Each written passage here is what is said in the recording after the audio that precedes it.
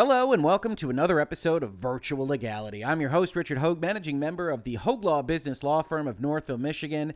And as much as I dislike it, we are going to dive at least a little bit into the wild world of 2020 U.S. politics today. And we are going to do that because this platform, the one on which you are watching this video, unless you're listening to it as a podcast, has decided that it is going to take some special steps to really prevent folks from talking about the U.S. presidential election as of today. And so I put up on your screen a tweet that I saw this morning that immediately was something that I wanted to talk about that said the following from TeamYouTube. Yesterday was the safe harbor deadline, and enough states have certified their election results to determine a president-elect. This means the 2020 U.S. presidential election is now a quote-unquote past election under our policies. Read how this is being enforced at the following link, which of course we will look at as part of this video. We'll also talk about the capital S, capital H safe harbor concept and why it's a little bit unusual that that was the specific deadline YouTube has decided to enforce in this particular context. But before we do, let's talk about what YouTube actually put out there on that link. So this is actually a link to a page called Spam, Deceptive Practices, and Scams Policies. Before we get into the substance here, I do want to say a few things. Virtual legality, not generally a political space. You'll hear me talking about Supreme Court decisions, how much I dislike certain justices of the Supreme Court and how they fail to think through their legal ramifications of their arguments. But for the most part, we're staying out of politics. We're talking about things generally. We are talking about the way that tech platforms like YouTube operate. YouTube is a private company. It is not the government. It is not beholden to the First Amendment, which says in the United States that Congress shall make no law abridging the freedom of speech, or in this case, press, where you're publishing something. And YouTube doesn't have to abide by that. That being said, YouTube and Facebook and Twitch and Twitter in general find it useful to tell the American people that they're in favor of freedom of speech, of openness of debate, because in the United States, in our DNA, generally speaking, that has been something that historically the people of America have decided is a good thing. And so YouTube finds it useful to say that they are backing those kinds of philosophies, even if they aren't legally bound to them. So YouTube is allowed to do everything that we are talking about today. We will not begrudge them that here in Virtual Legality, but we will comment on the fact that it does present issues of ambiguity. It is going to quash speech on their platform. And from a person like me that likes to have conversations that are sometimes in this gray area where somebody could construe it as political, could construe it as something that they don't like to hear, this tends to bother me as someone that has put a lot of time into the platform and into growing his channel. So let's see what, in fact, they said. On December 9th, that's today, we started applying our presidential election integrity policy below to the 2020 U.S. presidential election, meaning we remove content that misleads people by alleging that widespread fraud or errors changed the outcome of the 2020 U.S. presidential election uploaded on or after December 9th. Now, I'm pretty sure this video won't be seen as alleging widespread fraud or errors, but you never know. So we'll see after this video goes up. It's obviously going up on or after December 9th. And I won't be monetizing this video because I don't trust YouTube to make that judgment call with just its monetization algorithm. So share it around if you think it's interesting. As we ramp up our enforcement, we will remove violative videos without giving a strike. We will begin issuing strikes for new content uploaded after Inauguration Day, January 20th, 2021. So if you aren't familiar with the YouTube ecosystem, chances are you are if you're watching this video, but strikes are the nuclear option for YouTube. If you collect 3 of those, they can just kill your channel. It goes away. Whatever hundreds of thousands of hours you have spent trying to build up a subscriber base, trying to make a living on this platform, that's gone. And YouTube really is allowed to do it under the contract that you sign with them, but you don't have to like it. We can have videos like this one where we say, I'm really not sure that merely alleging, let's say, an allegation of errors that could have changed an outcome of the presidential election, I'm not sure that really rises to the level that we would ordinarily think of as spam or deceptive practices. And if, in fact, you think that language, alleging widespread fraud or errors, is a little bit broad, even for YouTube, You're not wrong. Because if we actually scroll down this particular website, we'll see that this green box, which is the first one people will see, is highlighted for people to interpret, doesn't actually match the language of their policy. If we go down to that policy that they directed us to about presidential election integrity, it says content that advances false claims that widespread fraud, errors, or glitches, adding glitches here, change the outcome of any past U.S. presidential election. Note, this applies to elections in the United States only, which is wild. Why in the world would YouTube have a policy that says it is a violation of its own rules to advance any false claim, which seems legitimate? If you're advancing a false claim that you know to be false, that's a bad thing. If you advance a false claim, it's bad on YouTube only if you're talking about a U.S. presidential election.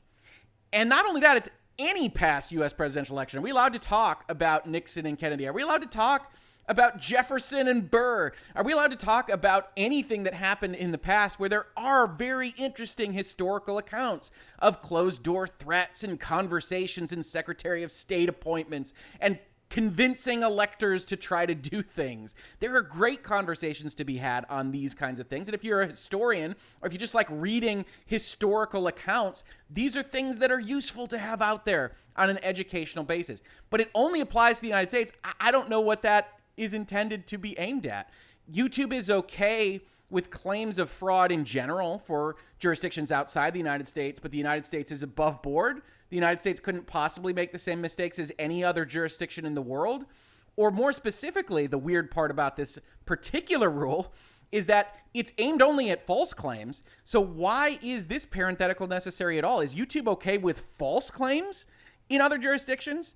If you go and you say something about an election in Britain and it's false, and you know it to be false, YouTube's okay with that, but it's not okay with doing the same thing in the United States. It's very odd stuff. And more importantly, the reason we got down here is that advancing a false claim, I think we can all agree, if you know it's false, that's a bad thing. We see all sorts of garbage on this platform. YouTube is a private actor. They have every incentive to get rid of that garbage. We don't begrudge them that. But when you put in your actual bubble that you will remove / strike things that just allege, not just fraud, which is a higher standard when we talk about legality. You actually have to establish that people conspired and did bad things intentionally to establish fraud. But just alleging errors is going to be enough to get you a strike on this platform. Only if you're talking about the US, not if you're talking about Britain or Spain or France or anywhere else. Then that strikes me as something that's overly draconian and potentially problematic. That's not helped when we see YouTube actually dive in to its justification for all this. So this actual policy links to another policy, which is in an article on their blog called Supporting the 2020 U.S. Election by the YouTube team. Always interesting when we get anonymity here, right? It's from YouTube. They're standing behind it as a company. We're not getting authors here. That always strikes you as, nobody's willing to actually author this. That's going to be an open question for where the actual writers of this document are coming from, but we'll see where that is in short order. Over the past weeks and months, we've seen people coming to YouTube to learn more about where and how to vote, or learning more about a candidate or an issue. It's great. More information is always better. We stand behind that in Virtual Legality. We've seen news organizations grow their audience, and we've seen people turn to YouTube for the latest election results or simply to follow a historic event with the highest voting turnout in over a century in the US. Keep in mind that highest voting turnout concept. Our main goal going into the election season was to make sure we're connecting people with authoritative information. That's the only real sentence that they give here. There's another comma and a parenthetical phrase, which we will read in a second.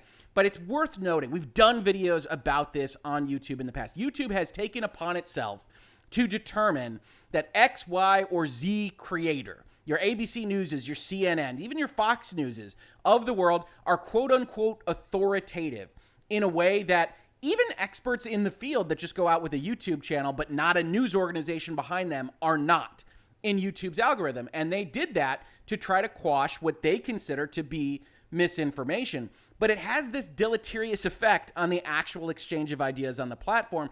And it winds up in this situation where the kind of dark YouTube, the underworld of conspiracy theories and crazy videos, in my opinion, winds up getting highlighted specifically because YouTube is trying to keep it down. And we'll see that actually articulated in this blog post. They were trying to connect people with this quote unquote authoritative information while also limiting the reach of misinformation as determined by itself and removing quote unquote harmful content. Our community guidelines prohibit spam, scams, or other manipulated media, coordinated influence operations, and any content that seeks to incite violence. That's an interesting start to this section of the post, right? I think most people can, even though there's ambiguity here, get behind the overall concept of we don't like scams, we don't like things that incite violence, even coordinated influence operations, a little ambiguous. I don't love that terminology. We can generally get behind if there's a falsity, if there's a false front. We don't love that on what should be these personal experiences on YouTube and these video sharing platforms. So they start out with this. You'll note this has absolutely nothing to do with U.S. elections, not usually how we would think about it. So they actually start this paragraph by trying to set you up from an emotional standpoint, saying, yeah, you agree with most of the stuff that we do here. And you say, yeah, okay, I do. We also do this other thing. We also work to make sure that the line between what is removed and what is allowed is drawn in the right place. Okay. Our policies prohibit misleading viewers about where and how to vote. That's an easy one. That is a quantifiable kind of set of facts and circumstances that is either true or false. That makes a lot of sense. Hey, if there's somebody is just lying and says you should go to this gym when that gym's not actually a voting place, okay, we can get behind that. That's easy to prove and easy to disprove. We also disallow content alleging. Now note, here comes that alleging again in that blog post. We see alleging in the green bubble. We don't see alleging here in the presidential election integrity. Advances false claims, not just alleging. We also disallow content alleging widespread fraud or errors changed the outcome of a historical U.S. presidential election. And note the breadth of this. We already talked about this when we were mentioning other elections, but historians have long looked at these kinds of things. We can expect in the next 4 or 5 years, data analytics, big historians to write articles, to write maybe even books about what happened in 2020. Not necessarily because there were widespread fraud or errors that changed the outcome, but because this was such an unusual election. Because you do have the highest number of votes ever cast in a U.S. presidential election. That the bulk of those, or at least the bulk more than usual, were cast by absentee ballot or by mail-in voting. There is a lot to analyze here. However, as YouTube continues, in some cases, that has meant allowing controversial views on the outcome or process of counting votes of a current election as election officials have worked to finalize counts. I'm not clear as to what the however means there. We disallow content alleging widespread fraud or errors, change the outcome of a historical election, but we have until now, until today, allowed controversial views on the outcome or process of counting votes. In all honesty, I don't see any objection to having controversial views. As we've talked about in this space, if a bad idea is presented, shout it down with good ideas, shout it down with better facts. Controversial views should be what debate is about, what this conversation is about. And the obviously conspiratorial and idiotic videos on either side of the spectrum on these kinds of topics will be obvious. Yesterday was the safe harbor deadline for the U.S. presidential election, and enough states have certified their election results to determine a president-elect. We see this mirrored in the tweet, right? Given that, we will start removing any piece of content uploaded today or any time after that misleads people by alleging that widespread fraud or errors changed the outcome of the 2020 U.S. presidential election in line with our approach towards historical U.S. presidential elections. Now, I said I would talk about the safe harbor date. What's interesting here is that this is the date where they are establishing that Biden versus Trump is now historical. And they are doing this because the safe harbor deadline has passed. The safe harbor deadline is a weird bit of electoral law from the 19th century that basically says if the states get their certified results to Congress before yesterday, December 8th, then Congress has to assume that they are accurate, give or take. And I'm skipping so much election law. If you're an election lawyer, please don't come into my comments. I know. But for purposes of this YouTube commentary, they are trying to say that since that safe harbor date has passed and enough states have certified their votes that their electors are going to be sent to Congress, that the elector votes are going to be sent to Congress, Congress is going to have to accept them, that this election can be considered done. What's odd about that, and I wrote here in a tweet that the policy here is draconian enough. Strikes is crazy for this kind of stuff. But why pick the 19th century certification safe harbor date rather than the elector voting date when the election actually occurs?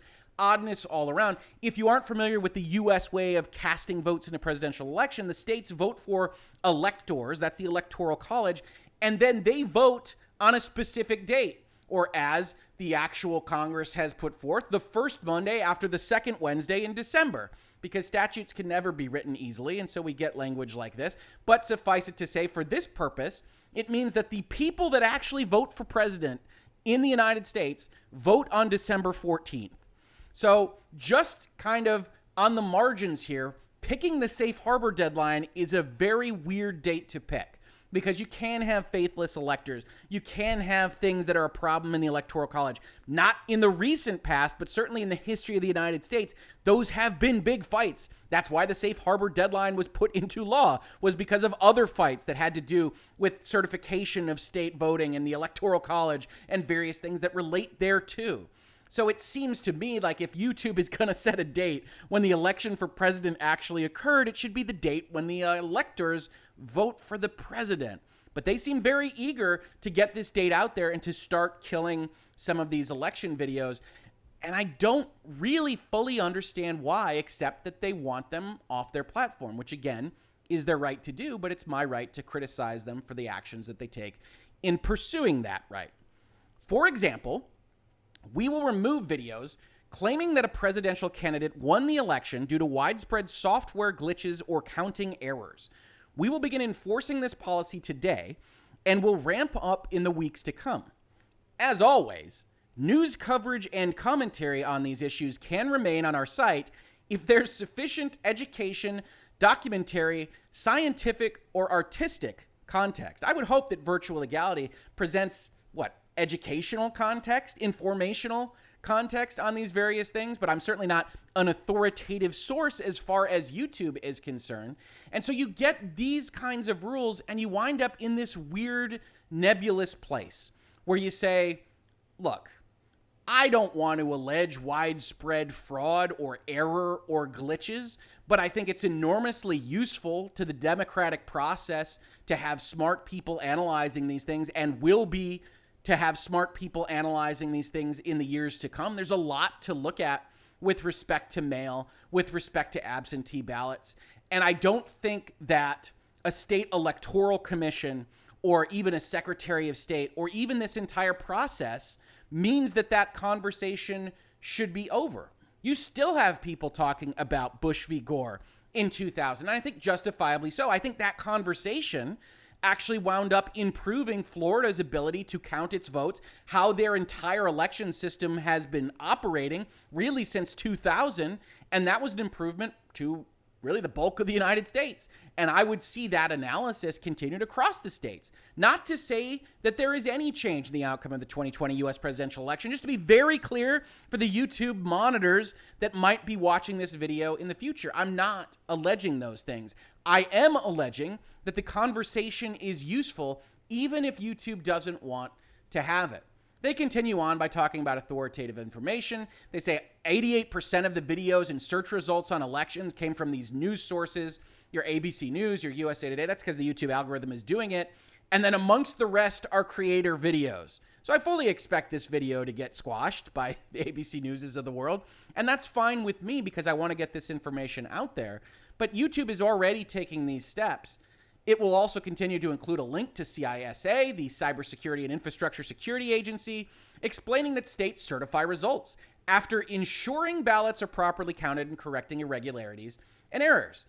And I don't want to disparage anybody doing any of these jobs, but it is worth noting that human beings make mistakes, and that in 2020, among all years, it is more likely that more mistakes happen than not. Did it change the election? I have no idea. I'm certainly not alleging that it did. But there was a lot of weirdness that went on in 2020, not just related to U.S. presidential elections or politics. And it's worth taking that context into account when people still want to have the conversation about how this has gone. Reasonable-minded people can say that Secretary of State or that election process or the way that Court of Appeals or that Supreme Court handled the issue was problematic in arriving at a final number of votes in that given state.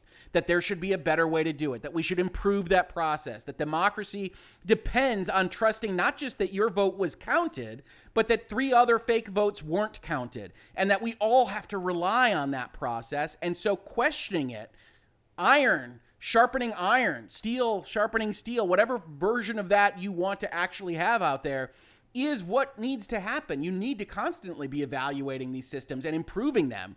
And actually, quote unquote, questioning the process is part of strengthening it. And that's what I would argue to YouTube if I were able to sit down with them and have this conversation. Looking at the recommendations, YouTube continues, one of the main ways our viewers find content, limiting the reach of borderline content and prominently surfacing authoritative information are important ways we protect people from problematic content that doesn't violate our community guidelines. So understand that. They have these community guidelines about spam and malicious activity and lies and all sorts of other guidelines. They want to make sure, and we've talked about this in prior videos, that we don't surface videos that present quote-unquote problematic, undefined content, even when it doesn't violate our community guidelines. And that's an issue, right? YouTube isn't defining any of this for you, so their algorithm is a black box. It does whatever it does. Maybe it quashes virtual legality conversations. Maybe it doesn't. Maybe it promotes them. It really loves us. Who knows? Nobody does. And YouTube just reserves the right to do this, even when they aren't violating the rules that they set for themselves. Over 70% of recommendations on election-related topics came from authoritative news sources. Despite these encouraging results, we recognize there's always more to do. For example, while problematic misinformation, again undefined, represents a fraction of 1% of what's watched on YouTube in the US, we know we can bring that number down even more. And some videos, while not recommended prominently on YouTube, continue to get high views, sometimes coming from other sites, not our algorithm. That's a problem for us. That is a dangerous sentence. YouTube looking at potentially considering this and other new challenges to make ongoing improvements. Too many people are linking to YouTube from somewhere else. What kind of steps does a platform that thinks that is a problem take against outside links, take against outside platforms, take against people that aren't just watching videos through the YouTube algorithm? That's where you start to get into issues with the platform itself, a failure of trust, both at the content creator level, like Virtual Legality, and the content consumer level, like Richard Hoeg. And so you start to get more and more issues, all for the benefit of not being able to say anything about a U.S. election that probably deserves to have a lot said about it. We understand the need for intense scrutiny on our elections-related work, absolutely.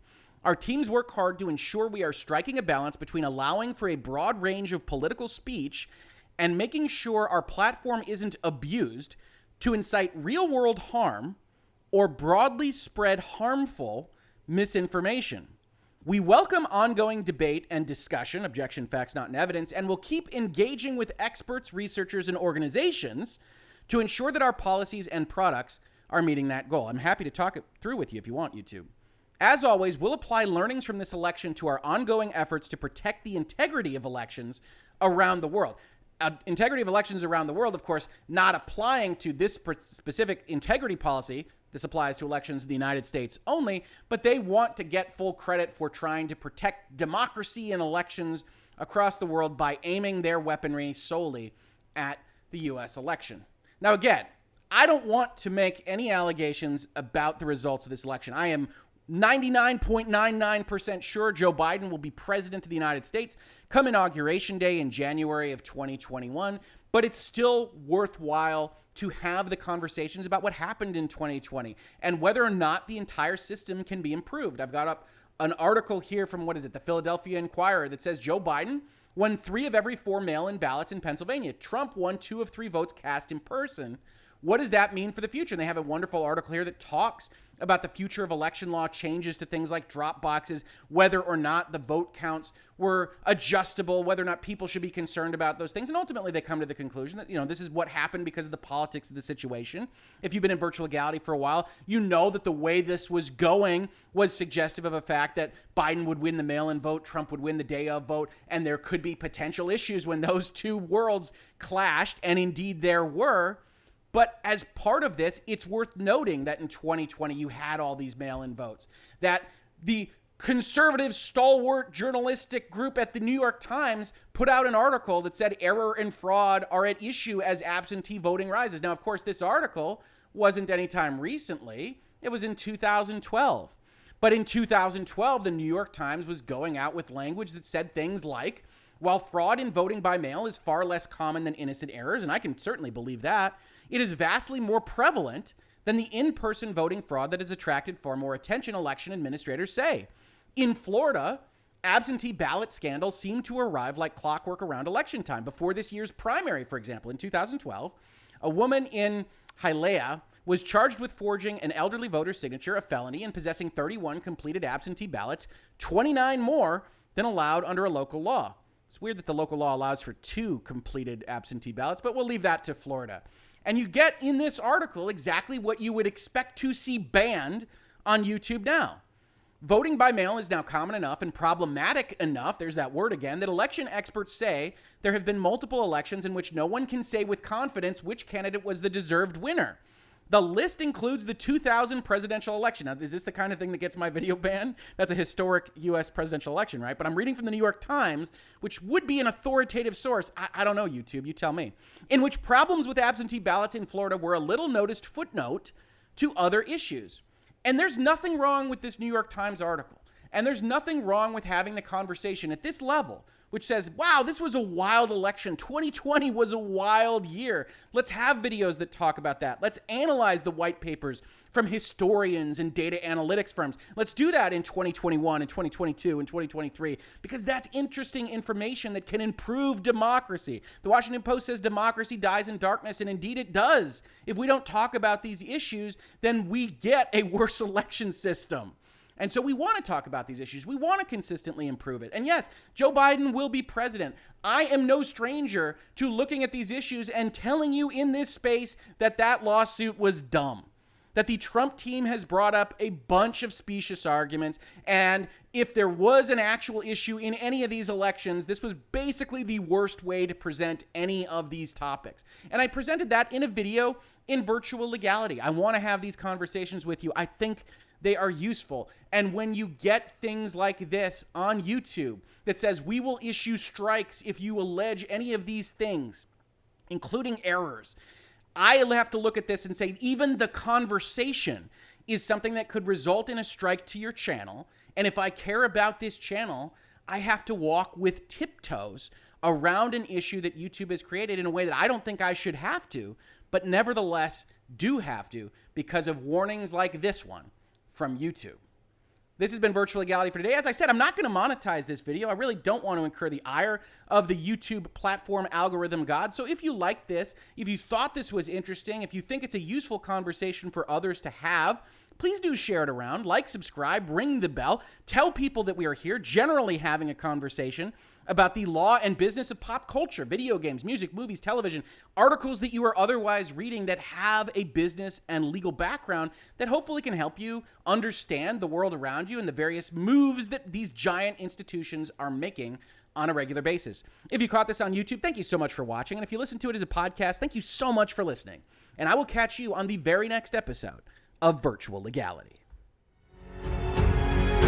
Virtual Legality is a YouTube video series with audio podcast versions presented as commentary and for education and entertainment purposes only. It does not constitute legal advice and does not create an attorney-client relationship. If you have legal questions about the topics discussed, please consult your own legal counsel.